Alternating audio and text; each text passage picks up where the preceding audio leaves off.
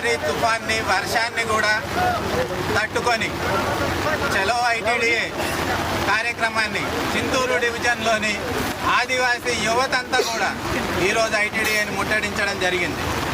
ముందే ప్రకటించి ముట్టడించినప్పటికీ కూడా ఈరోజు ఇక్కడ ఉండాల్సిన అధికారులు, ముఖ్యంగా ప్రాజెక్ట్ ఆఫీసర్ లేకపోవడం అనేది ఆదివాసీల పట్ల ఈ ప్రభుత్వానికి ఉన్న నిర్లక్ష్యాన్ని స్పష్టంగా చెబుతుంది.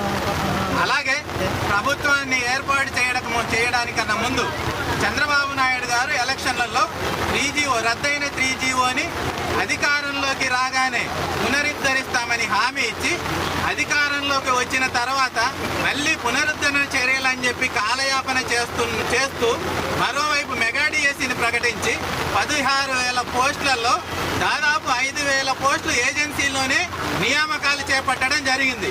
2000 సంవత్సరంలో 3GOని రద్దు చేసిన నాటి నుంచి ఆదివాసీలందరూ కూడా ఉద్యమంలోనే ఉన్నాము.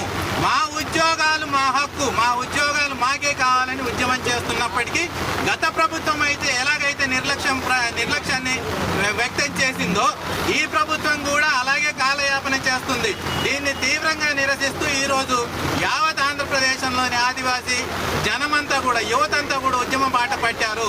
చంద్రబాబు నాయుడు గారికి ఒకటే చెప్తున్నాం, ఇది తుఫాను ప్రకృతి వైపరీత్యం కాదు, ఆదివాసీల వైపరీత్యం.